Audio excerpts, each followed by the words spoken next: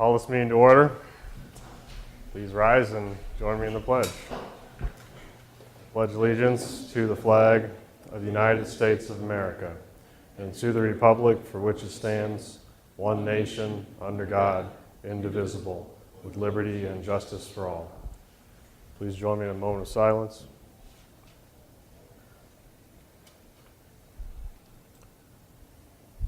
Thank you. Please be seated. Remember to silence your cell phones if you have them with you.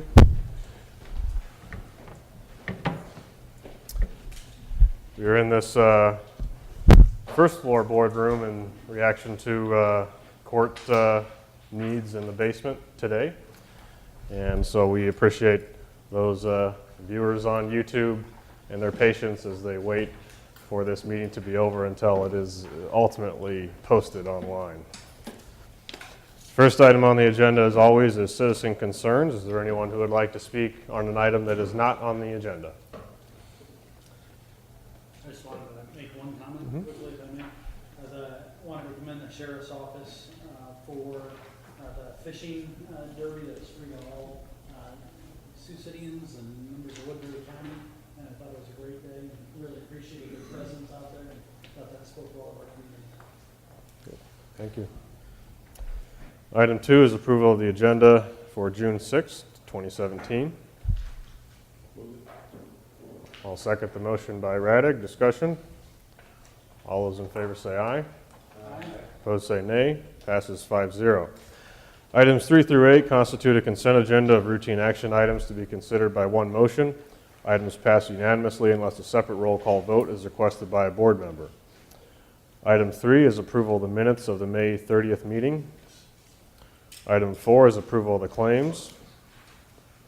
Item 5 from Board Administration. Item A is approval of resolution approving petition for suspension of taxes through the redemption process for initials CR. And item B is approval of resolution approving petition for suspension of taxes through the redemption process for initials PR. Item 6 from the County Auditor is to receive a Sioux City City Council appointment for Alex Waters. Item 7 from the County Treasurer is approval of resolution for a tax abatement for Long Lines Wireless. Item 8 from Human Resources has item A, which is approval of memorandum of personnel transactions, and item B, which is a motion to receive the signed employment agreement between Woodbury County and the Jail Alternative Coordinator. I'll move the consent agenda. Second.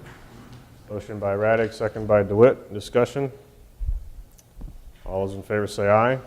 Aye. Opposed say nay. Passes 5-0. Item 9, I separated from the consent agenda proactively out of respect for board members who may, were on a split vote in approving the process at the beginning. This is from Human Resources, an action item to authorize the chairman to sign the authorization to initiate the hiring process for the Community and Economic Development Director and for the Zoning Coordinator. Ed Gilliland, do you have any very brief comments? This, of course, is just as in relation to the board's action from April and May, just sets in motion the posting and hiring process for the joint Community Economic and Development Director. Do you want those in separate motions? No, this would be one motion. All right, well, I'll move it. Motion by Radig, second by Taylor. Discussion? All those in favor say aye. Aye. Those say nay. Nay. Passes 4-1. Potabom opposed. Thank you. We are now at a set time of 4:35 p.m. For item 10, which is an action item from Conservation. This is a public hearing and sale of property legal description survey number 5248. The public hearing is now open for anyone who would like to comment for or against the sale of this property. Hearing none, Mr. Chair, I move that the hearing is closed. Second. Motion by Taylor, second by Radig to close the public hearing. Any discussion? Hearing none, all those in favor say aye. Aye. Those say nay. Passes 5-0. We now are in the sale portion of this property. Is there anyone who would like to bid on this property? Or, excuse me, there is already a resolution for a sale, correct? Yes. And is there a motion? I'll move that we sell the parcel for the agreed amount. And the agreed amount, Supervisor Radig, $4,000. 4,000. thank you. And was that a second, Supervisor Taylor? Was implied with a look in my eye. Supervisor Taylor seconds the motion by Radig to sell the property. Any discussion? Anything, Mr. Snyder? No? It's all laid out there for you. It's something we've negotiated for the past several months, so we're going to clean up some issues there on encroachment. Snyder said he cleared up some motions related to encroachment. Everything is squared away. Get how they get the home, the land under the street. Yeah. Hearing no other discussion, all those in favor say aye. Aye. Opposed say nay. Passes 5-0. We will now recess the Board of Supervisors meeting and convene the Wolf Creek Drainage District Trustee meeting. Item 11 is an action item to consider approval of a recommendation for maintenance work in Wolf Creek Drainage District. Mark Nara, County Engineer, is with us. This is our item before our 4:45 p.m. set time, if you would like to take some time to address this item. We had a complaint from Lee Westergaard representing Westergaard Farms about floodgates that are blocked along the lower reaches of the Wolf Creek. This is the area that the board received a study in 2016 that the area needed a general clean out of about 3-foot depth. It is that action was deferred. It was about a $460,000 total project. We've got our drainage engineer currently working on reclassification and annexation recommendations for the board. We won't have that information until fall is when we're anticipating that work being completed. There's been some complications as they have looked at that, and they'll explain that to you when we meet as trustees for that larger general meeting and invite the taxpayers of Wolf Creek as well. But that isn't helping drain the fields right now. So what we're wanting to do is, or what my recommendation is that we get 2 to 3 contractors to come down, take a look at it, and give us quotations for doing a spot clean out around these outlets, for removing the tree around that's blocking one storm gate, and at least doing our best to drain these fields in the interim. I guess. What's your estimation of probable cost for that? The one that was, he met with Forrest Johnston from my office. I haven't talked to Lee yet. He only showed him one location, but his complaint addresses 3. Last time we did a project like this, it was about $750 per site. So we're probably looking in the neighborhood of $2,000 to $3,000 for the whole project. This would be assessed against the entirety of the Wolf Creek Drainage District.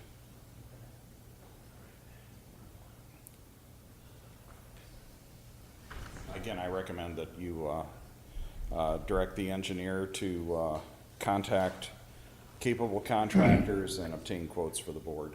We Can I know, make that motion? we know of 2 that can do the work. We need a long reach excavator. Second. Motion by Radig, second by Taylor. Anything else you can tell us, Mark? Not really. That's kind of the sum total of this one.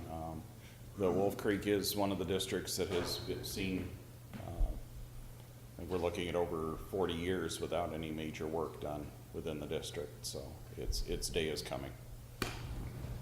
So you'll obtain quotes and then? Then I will bring them back to the board for approval with a recommendation on who to award to. And no one else needs to be notified because it's under a threshold, is that? It's under our threshold that I think we set at, was it $25,000? So it wouldn't require a public hearing. We just put it on as board action, and anybody interested can attend the board meeting then. But we would not go out for a separate notification on this. Further discussion on this item? Hearing none, all those in favor say aye. Aye. Opposed say nay. Passes 5-0. Thank you, Mark. This adjourns the Wolf Creek Drainage District Trustee meeting. We will now reconvene the Board of Supervisors meeting. We are ahead of a 4:45 p.m. set time, so we will jump ahead to item 14, the Chairman's report. Item A relates to the Siouxland Dive Team liability coverage. As this board will remember, please remember to silence your cell phones. Thank you.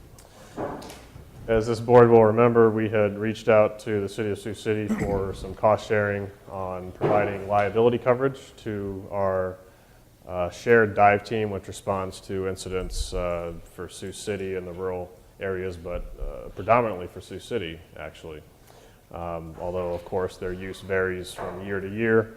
The risk was great and brought to us by the Human Resources Director, and so we did ask for that. The response back from the city without council action was basically no. And so this item is to just update the board that liability coverage has been purchased for these for the Siouxland Dive Team, and at a cost less than we had anticipated. It's effective last Friday and was around $1,000. Is that correct, Ed? So this is good news and shields the county and all of our member cities from that exposure. It does give better protection to the dive team themselves. They're protected anytime they respond to a dive or when they're training. So that's, and it doesn't matter where they're called out to. So it does give them a lot of help. And again, as Matthew said, it did come in under $1,000. And the other piece to it. Did you say $1,000? Yes. Okay. Yes. I thought you said 100,000. No, he said under 1,000. That's what got a look from Marty. Slip of the tongue. Yes. That could be pretty serious. And I would point out too, it is workman's comp coverage that we got for them, as opposed to liability. Very good. Thank you. Thank you. Item B on the chairman's report is a historical committee meeting. Supervisor Taylor and I attended earlier today. Some notable items, the Centennial Week was set for, recommended that the board set the week for May 1 through 5, that's a Tuesday through a Saturday, beginning with a board meeting that coincides with Law Day on that year. And Supervisor Taylor, did you have a couple minutes of thoughts on that committee meeting?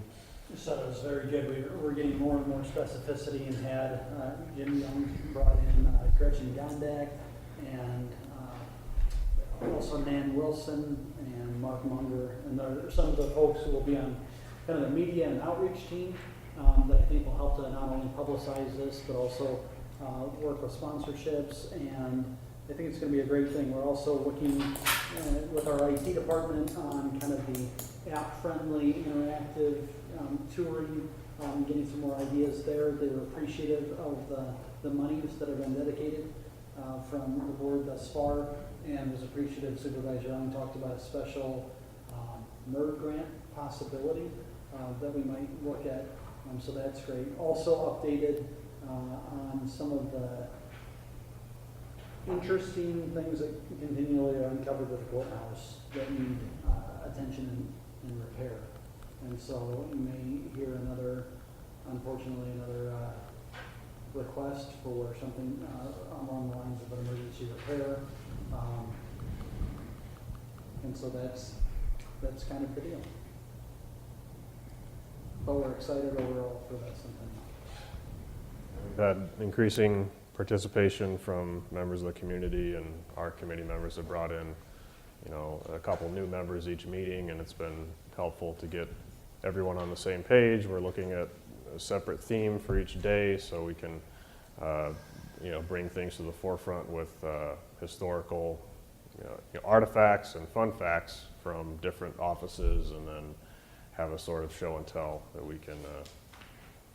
I can share one other not so fun fact. To take out that cornerstone is maybe a $30,000 endeavor. So if you just remove it like a Jenga piece, that's not a good idea. But we are looking at what it would take to do some sort of X-ray to see. I mean, this is no small tin box that was put in.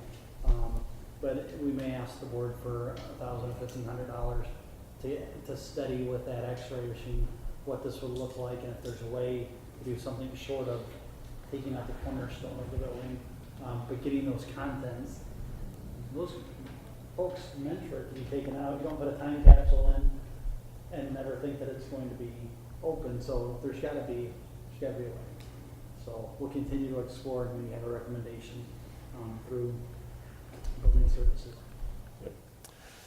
We are now at a 4:45 PM set time, beginning with item 12A. Item 12, items A through J are separate set times, spaced apart by 3 minutes. They're all action items, and they relate to general obligation capital loan notes. Item A is a public hearing on the authorization of a loan agreement and the issuance of notes to evidence the obligation of the county thereunder. So therefore, the public hearing is now open for anyone to speak on this item, or is there a staff such as Dennis would give us a little walkthrough on what this means? Okay, what we're doing, we have 5 separate public hearings, 5 separate resolutions. The reason we're splitting it down into 5 is we have different dollar limits on each one not to exceed. Each note, all the notes will be combined into one. We have had bid it out. Security Bank was a low bid at 1.99% if this follows through. I have listed by category. There's one correction on the note I sent out of the memo. Instead of 1.2 on the first one, it's 900,000. But I did show you which projects are included in each one of these notes. It gives you dollar amounts. Again, these are estimates. They could be higher, they could be lower. If they're higher, there may have to be some projects delineated and reallocated. If they're lower, it may free up money for additional projects. But this is the cap. It comes to $4,717,000 total out of these 5. And it was requested to have a breakdown on each one, which projects were included in each loan note. And we have that in our agenda. Under the first of these items, we are covering courthouse HVAC automation and Siouxland District Health HVAC automation. Correct. Hearing no other comments on the public hearing side of this, I would move to close the public hearing. Second. Second by Radig. Discussion. Hearing none, all those in favor say aye. Aye. Opposed say nay. Passes 5-0. I would now move approval of the resolution instituting proceedings to take additional action for the issuance of not to exceed $900,000 general obligation capital loan notes. That was a motion. I'll Yes. second. Second by Radig. Discussion. All those in favor say aye. Aye. Opposed say nay. And item 12B passes 5-0. Item 12C is a 4:48 PM set time, a public hearing on the authorization of a loan agreement and the issuance of notes to evidence the obligation of the county thereunder. The public hearing is now open for anyone who would like to approach the board or our budget director to give us a rundown of items under B. Okay, there are 3 separate items here. One's the courthouse steam traps for $437,000. There's Strasburg Hoyt steam traps for $179,574. And Siouxland District Health new boiler replacement for $70,280. One thing I'd like to add to this, these projects are listed here. Some potentially, a lot of them will be started this fiscal year. If they aren't, they'll be started next fiscal year. We can carry the funds over.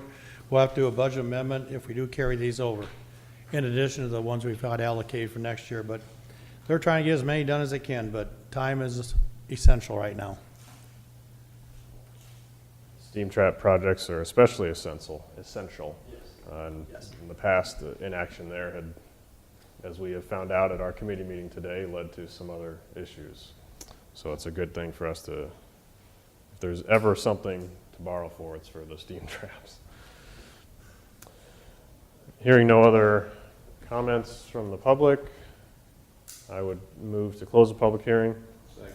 Second by Radig. Discussion. Hearing none, all those in favor say aye. Aye. Opposed say nay. Passes 5-0.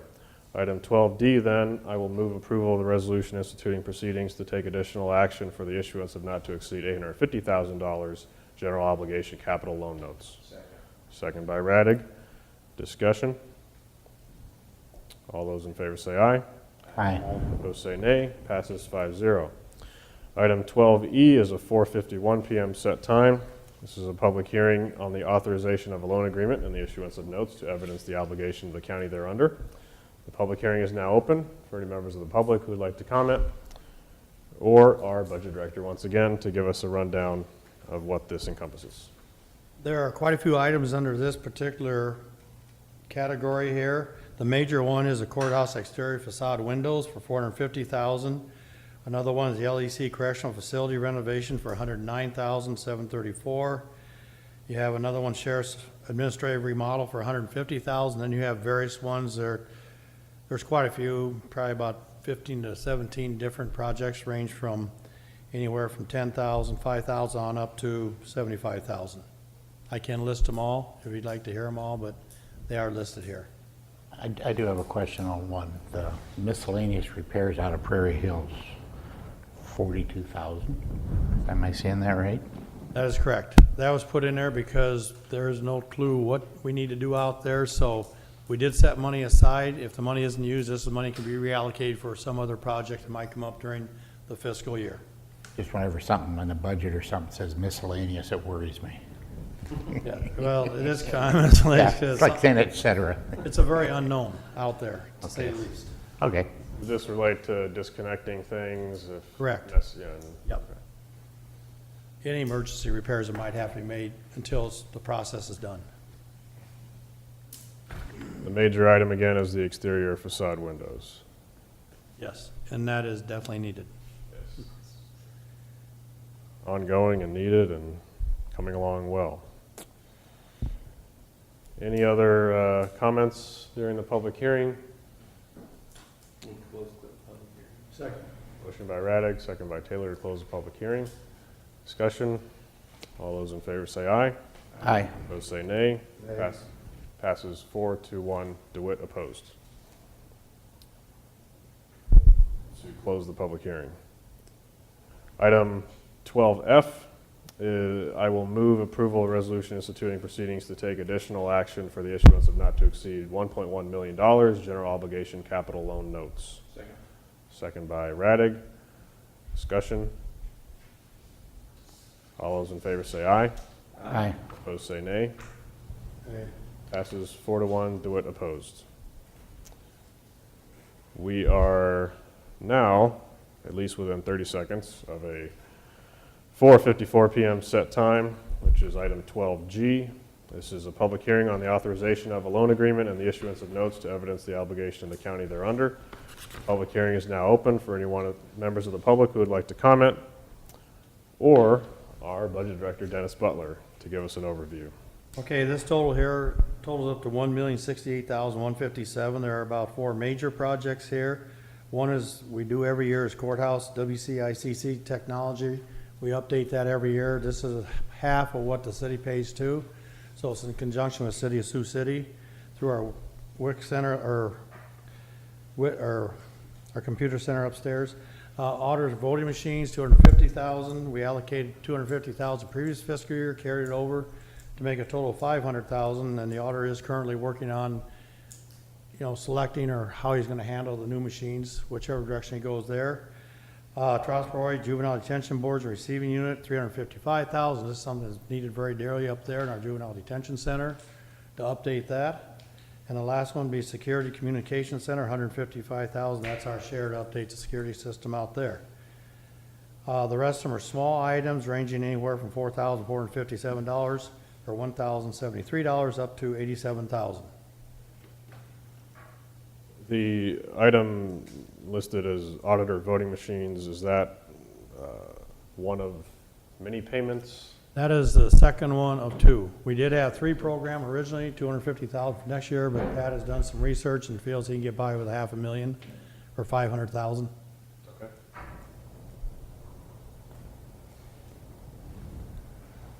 Security system, Which, courthouse security system. well, that's just an item that our building services put in there, possible cameras, additional cameras potentially. Okay.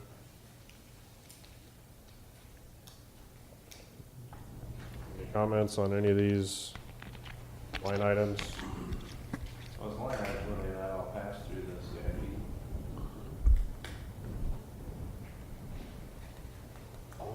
They're all passed through the CIP, right? Yes, this is all passed. This is just reiteration of what it is, but has to be understood that we're borrowing late time of year because we always try to make it toward the end of the year so we have more exact, amounts. But a lot of this will probably be carried over in the next fiscal year. And then we'll have to amend our budget, adding 2 or 3 million back into our budget. Mr. Taylor? Can you speak very briefly to interest rates? Interest rates, yes. When we first planned this loan borrowing, it was estimated by Shane, our project manager, which on a long-term loan, when you go to 5, 10 years, the rates does go up. Our last rate was around 1.3% over 5 years. It went to 10 years. He had estimated 3%, which was a fair estimate. We got a very good rate at 1.99%, and that was the low bid from Security Bank. Our treasurer does bid this out to all the local banks in the county, and so it's a fair deal where everybody does get a shot at this. I think that's a key point, because one of the reasons that we went to 10 years is to be able to spread this out and to do long-term planning and not have taxpayers feel the brunt of it. But I think it's also a boon that we're at that low of interest rates, still under 2%, even at 10 years. And we did use the savings when we did the mental health reduction last week to our debt service, help pay off loans in 19 and 20, which will help us in the future have lower debt service rates. Can I ask one more question? I don't mean to put you on the spot yet, but there was something, legislative repercussion, maybe with voting machines, or is that, am I crossing my wires? No, we talked about that, we were considering, hopefully that we wouldn't have to buy as much equipment, if they allowed us to go to both centers for the general and primary elections, and they did not, so we don't have to buy all that equipment. So that doesn't have a, okay, thank you. Hearing no other comments during the public hearing, I'd move to close it. Second. Second by Radig. Discussion. All those in favor say aye. Aye. Those say nay. Passes 5-0. Item 12H is next, and I will move to approve a resolution instituting proceedings to take additional action for the issuance of not to exceed $1.1 million in general obligation capital loan notes. Second by Taylor. Discussion. All those in favor say aye. Did you do I? Or are you doing a resolution ahead of I think? We're doing H, right before I. Okay, sorry. All those in favor say aye. Aye. Those say nay. We'll give you the alphabet later. Passes 5-0. And now I will say aye, but in the context of it being item 12I, which is a 4:57 p.m. set time, a public hearing on the authorization of a loan agreement and the issuance of notes to evidence the obligation of the county thereunder. Public hearing is now open for anyone who would wish to comment, or our budget director, Dennis Butler. This one is a very simple project, our $1 million for the intake for a jail, remodeling over there. That hasn't started yet, so this will be one major one that will be carried over for sure into next fiscal year. But we have $1 million here, then we have $100,000 of lease purchase for some of the equipment we gotta have in there, which paid out general basic, which is budgeted over a period of 10 years. Very good. Any other comments during the public hearing? Hearing none, I would move to close the public hearing. Second by Radig. Slightly faster. Discussion. All those in favor say aye. Aye. Those say nay. Passes 5-0. Item 12J, I'll move approval of resolution instituting proceedings to take additional action for the issuance of not to exceed $1 million general obligation capital loan notes. Second. Second by Radig. Discussion. All those in favor say aye. Aye. Those say nay. Passes 4-1. DeWitt opposed. 5 million and 15 million. Well, discussed quite a bit before that, but it is just a click to once the bank settles everything. How long of a process was it, Dennis, to settle on a interest rate? It took about a week. He sends it out to all the banks and gives them 1 week to come back.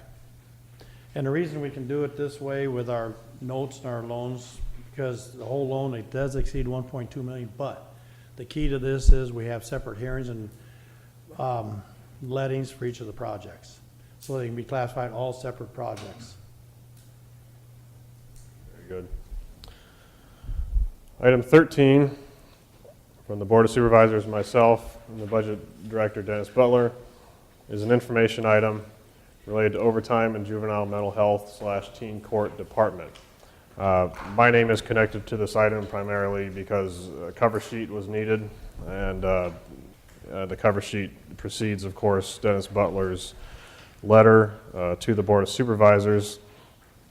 This is an item related to the budget amendment that the Board of Supervisors passed recently, which at that time became our first encounter with this issue. The issue is that in the financial impact you can see in the past 3 fiscal years, overtime in this one department has been paid to one individual and is 10 times the overtime found in 4 other county departments combined. My recommendation is to ensure that the board's budgeting is being followed by ceasing this practice of making the board or liaisons aware of overtime through budget amendments rather than bringing the information forward during the budget process. I'll turn it over to Dennis Butler. Please go through, you gave the board a very detailed memo. You broke different things down and you have several attachments. Please go through each attachment one at a time and ask for any questions from board members before you go ahead. Thank you. Okay, after reviewing the overtime budgeted and paid in the juvenile mental health / teen court department, several concerns have arisen. I'll attempt to go through each item carefully. The first item deals with who is authorized to sign payroll for juvenile detention, juvenile mental health, and teen court, 2 separate departments. The county auditor's office requires an elected official or department head to notify the payroll department who can sign payrolls each bi-week. The juvenile detention director, Mark Olson, authorized 4 other individuals other than himself to sign the bi-weekly payroll sheets. They are Jill Gilmore, assistant director, Ryan Weber, assistant director, Jeff Davis, youth worker, and Diane McTeer, caseworker. If there are any changes in authorizations, the director has to notify the payroll department in writing. This practice may need to be reviewed, but in each instance, the director is responsible. I have included a sheet here, Exhibit A, Attachment A, I believe, and it shows every department in the county and who is authorized signature for each department. So you can actually see who they are in each department, who can contact person, initial changes, and pick up payroll. I'd also like to thank the deputy auditor, Michelle Scaff. She did help put a lot of this together for me, so that is appreciated. Any questions on the first one? So when you say, I'm sorry, no, go ahead. When you say practice needs to be reviewed, but in each instance the director is responsible, or you mean that he's ultimately responsible for the oversight of those individuals who's delegated? Is that your point? That's my point, because you have appointed, well, first you have elected department head or officials who are responsible for each and everybody in their department, and so is the department head that the board appoints. And that's part of their managerial duties. I would assume that they oversee the department on payroll and also authorize the overtime after they review it. Now, if there are changes to that, that's up to the board. Or before they, But when you say authorize overtime before, I mean, there should more than likely be, unless it's an emergency situation, pre-authorization, right? correct. Planning on working this. Correct. There should be a work schedule set out, I believe, in the union contract, and Ed can correct me. I believe they do set the schedule out for the week or 2 ahead of time. Also, they do get from the auditor's office, and I review this too, they each get an operating statement each month to look at. For, in this case, it'd be juvenile detention department, and then you got the juvenile teen court mental health. They do get this every month to review, so it is really their responsibility to kind of look this over, see if they're over in the line item, see if they're gonna go over the department activity division. They can go over in line items, but the bottom line is they can't go over the bottom-ish, the bottom line.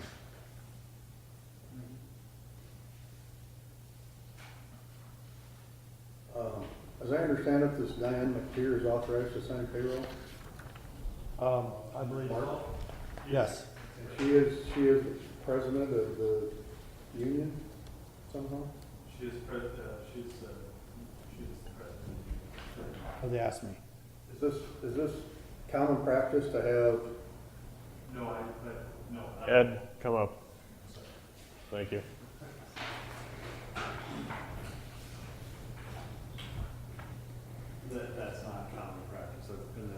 question. My thought as to why she would be designated would be because she's the most senior person there. As a caseworker, she assists Mark with a lot of different types of things. And I think where they're 24/7, 365, I think that there are times when people could be out, and I think this is just kind of a safety valve. We don't see Diane's signature on much of anything, but she Well, is on. And I was union for 22 years myself, Yes, and sir. it just seems odd to me, especially in the public sector, that a union president is able to sign or authorize payroll. It seems, it doesn't seem to pass the smell test, the way I look at it. Yeah, and I mean, this is one of those things that kind of has two sides you could argue. If you argue the one side that says it's probably out of a convenience and seniority type of thing, the other side of it is that you would argue, as you would say, as a union member, you can't have supervisory, you can't be, you can't have those supervisory pieces where you are allowed to discipline people. Would that be correct, Pat? As far as discipline, no. they Can't don't do discipline, that. you can't approve those kind of things. Those position descriptions, and I've seen collective bargaining positions that do have supervisory. So it's theoretically possible. I know in my department, there are 2 people that are union positions. That's true. That is true.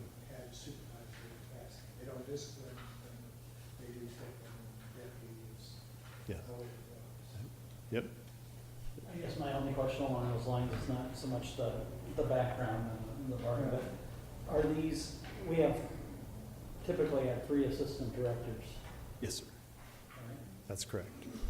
And is Mr. Davis in a supervisory Uh, role? Because, He's the senior person. but I don't understand seniority and its relationship to signing off on payroll. I mean, that, Yeah, I understand. I think it's by virtue of the position. If somebody's in a supervisory capacity, I don't care whether they're a member of a bargaining unit or not, that's irrelevant in that sense to me.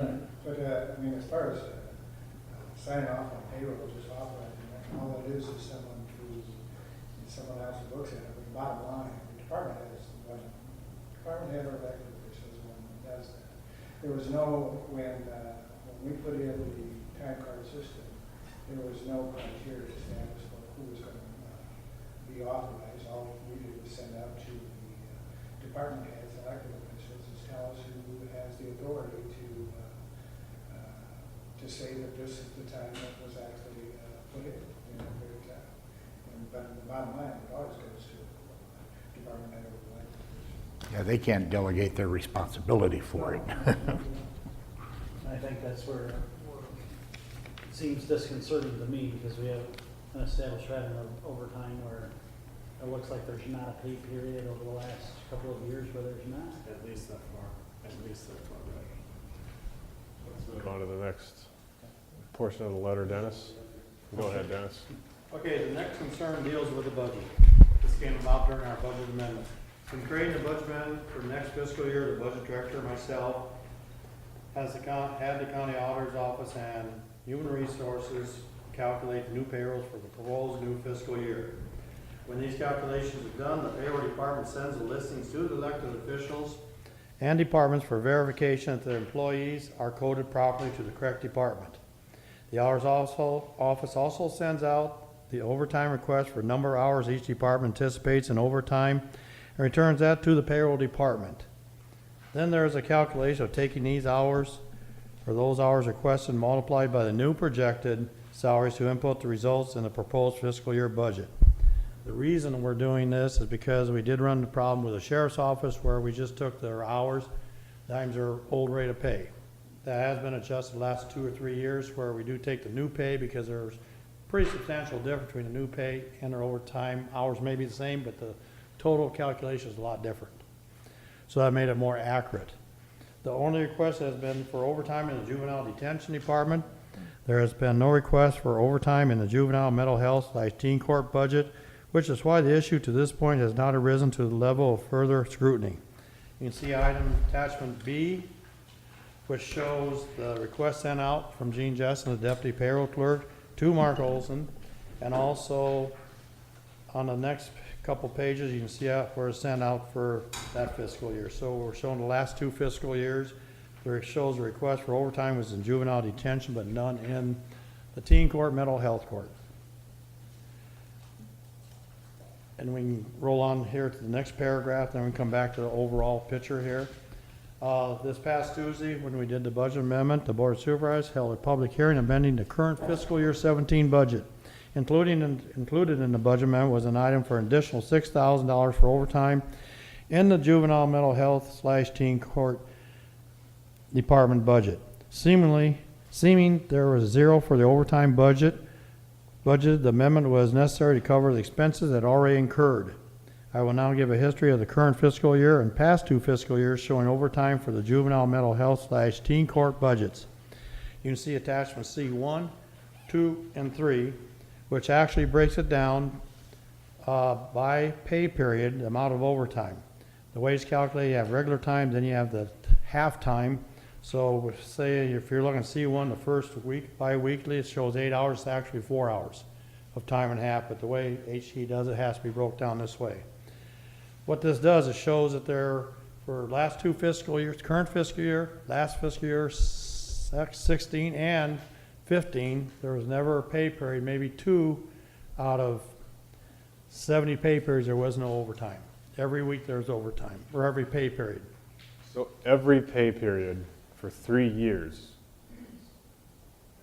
there was overtime paid, but never in that time, even when asked, was this department asking for overtime. Correct. And that's verified through the emails that the payroll department gets, and I think Human Resource might get it, and Michelle can verify that also, because she worked with this year after Gene retired. I know the answer to this, but is that common practice? Normally not. There are instances where you do have to pay overtime. We'll get into this a little bit when we come down to the bottom part of this second page of the memo. But the thing is, it should have been requested if it's been anticipated. Well, when it's gone on for 2.5 to almost 3 years, you can rest assured should have been anticipated. Something should have been turned in. Well, that's what you say when it's a 1-year occurrence. You say it should have been.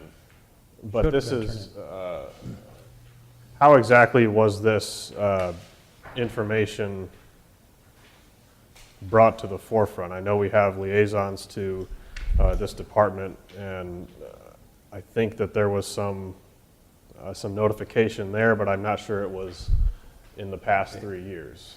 I can give you when I learned about it as later on.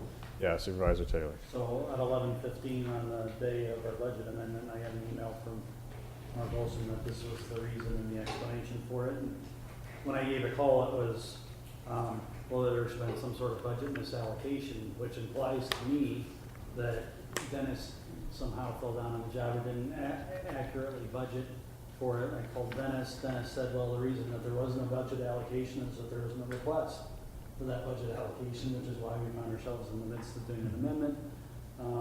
Calling back, the explanation became, well, I thought that there was an appropriation. If you remember, the whole intent of this board was to combine this position and have the hours covered by a single FTE, the mental health and the teen court coordinator. So doing so, to me, going overtime above that subverts the original intent. We even had a discussion at Sioux Rivers Region. Remember when we talked about whether the region would pick up the funding for the mental health placement, juvenile detention? And there was even discussions of, well, would this individual be able to handle Sioux County and Plymouth County?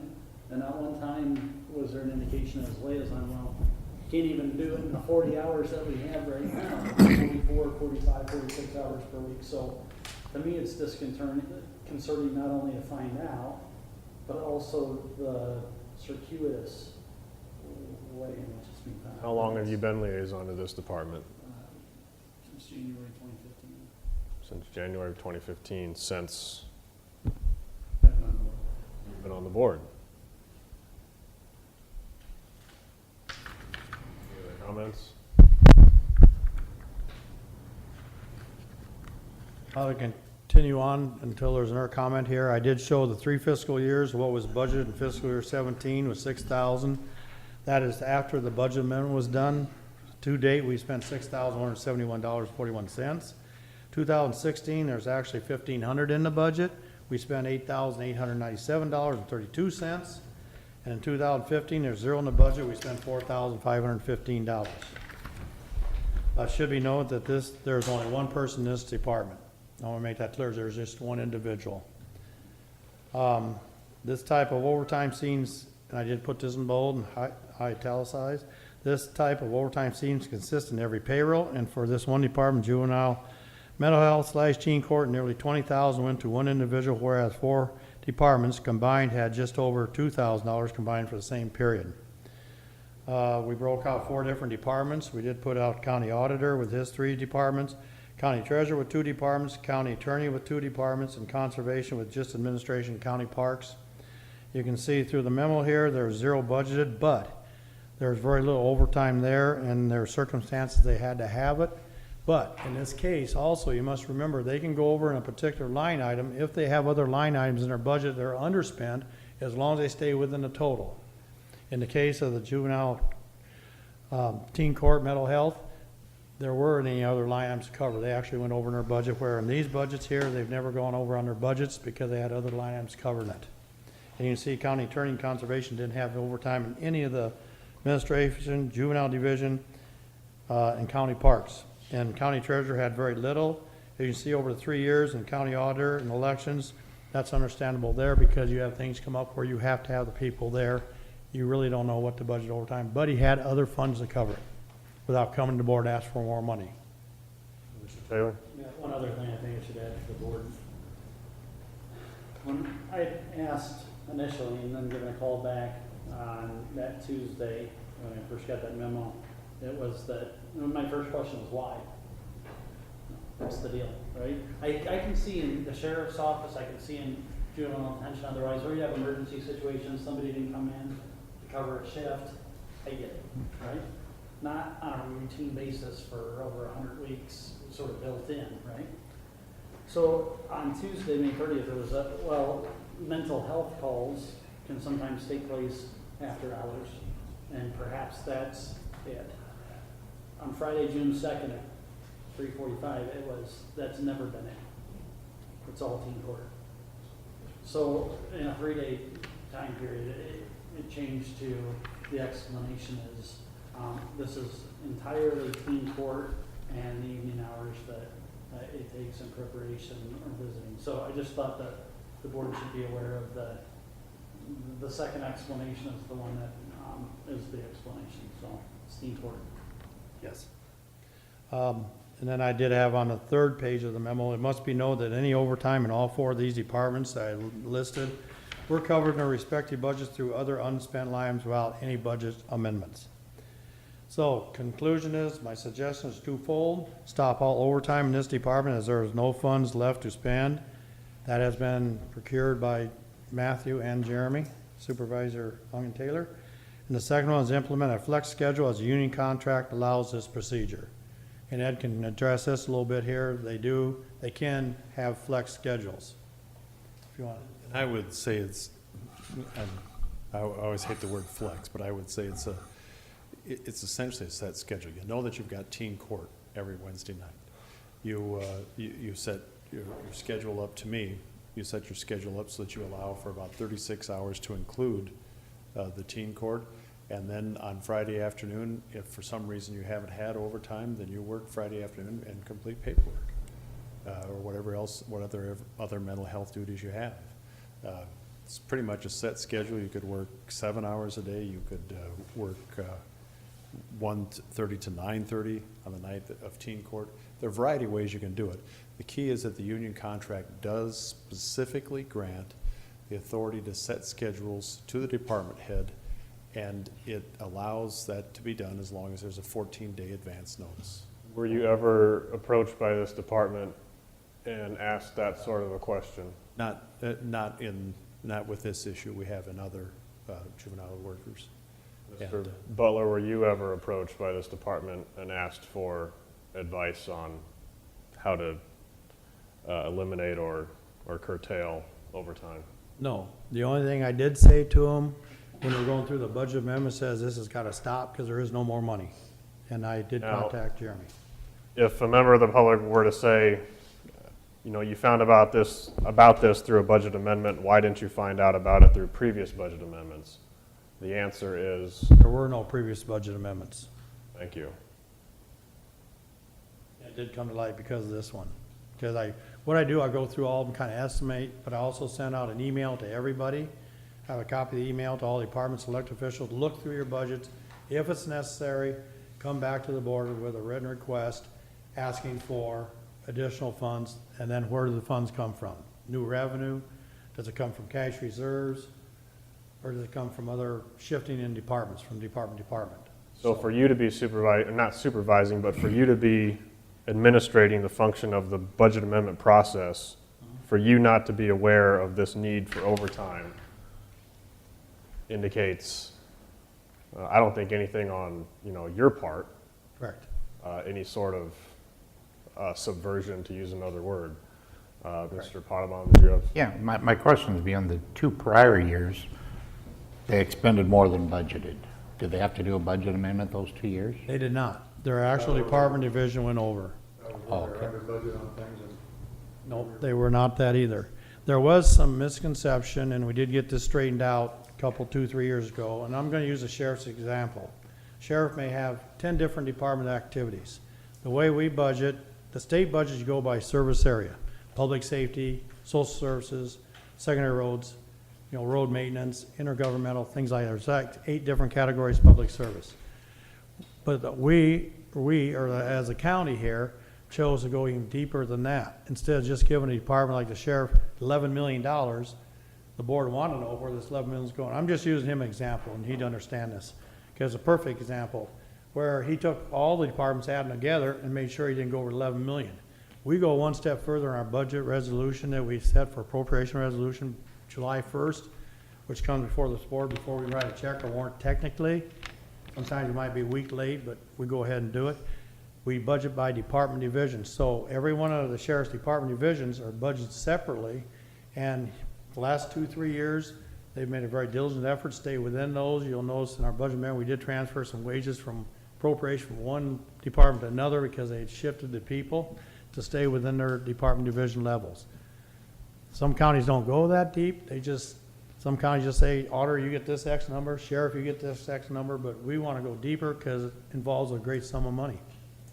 And that's true even with Pat. He balances his budgets through his administration, the recorder, election administration, and all his various little budgets with the elections. They aren't little, but all his other budgets.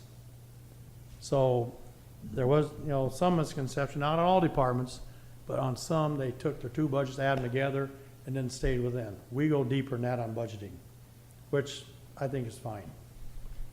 It should be by department division, or why do we even set up a budget? Actually, I think it was very helpful. It's enlightening, a lot of information. I'm appreciative of our elected officials. Very little overtime, actually, and I think it's the purpose of overtime is obviously our valued employees, we're gonna pay it. It's the right thing to do, and we have to. But we want to use it as a management tool only when necessary in emergency situations. So I think it's good information to have. I appreciate it. And I just want to add one more thing when you say, not overtime. A lot of times Pat's deputies do work overtime, but because their deputies salaried, they may work 60 hours. They get the same pay. There is no overtime, but they are actually working extra hours. So there are some that don't get paid for it that are working. And salaried are one of them. I think the reason to bring this out to the board is to identify the processes. This is a public meeting on the process, and of course the department in particular, but to, so to speak, eliminate the different avenues where this could have gone awry. We've heard from the budget director, we've heard from human resources, we've heard from our liaison, one of them to this department, how the interactions have taken place, what's normal, what's abnormal. I think a normal course of action would have resulted in less than 20,000 of overtime going to one individual without authorization from the board. Mr. Taylor, since you've been a liaison since January 2015, have you had regular communications with this department?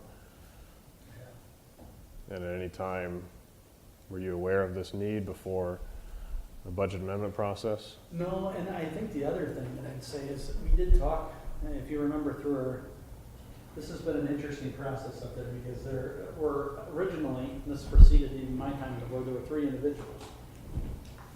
And it went down to 2 individuals, and Mike Arndt and Steve Bavori. And then after that, we looked through attrition at 1 FTE, and if you remember this last FY18, we talked about picking up 8 hours on the juvenile detention floor, and utilizing instead of backfilling through a vacancy.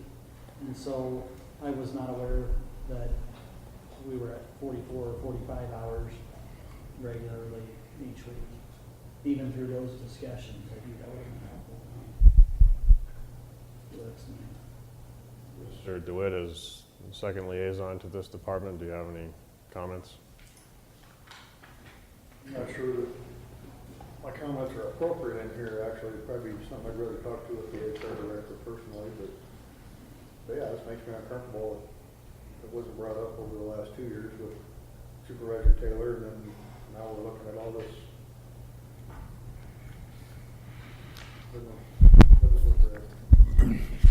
My question to the board is, if we allow this practice, then why budget? Well, why set a budget? Why set, line items? Dennis? At the next department head meeting, I think this one item, we talked about what to bring up next time, to make it very imperative that the elected officials, which they understand and most of the departments understand, look at your operating statements, look at your projections for the year, see if you're going to be there. Don't wait till May or June to look at them. Look at them every month. That's the reason we send them out. Whether or not you look at them, you get something back every pay period as a supervisor, correct? Correct. That says how far along you are. Correct.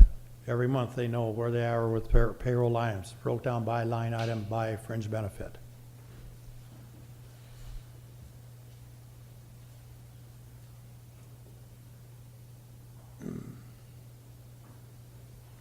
Anything else, Dennis? Nope, that pretty much covers it. Anything, Ed? No, I really don't have anything to add to it. I think the regular pattern of overtime determined by schedule. The schedule's in the supervisor's control.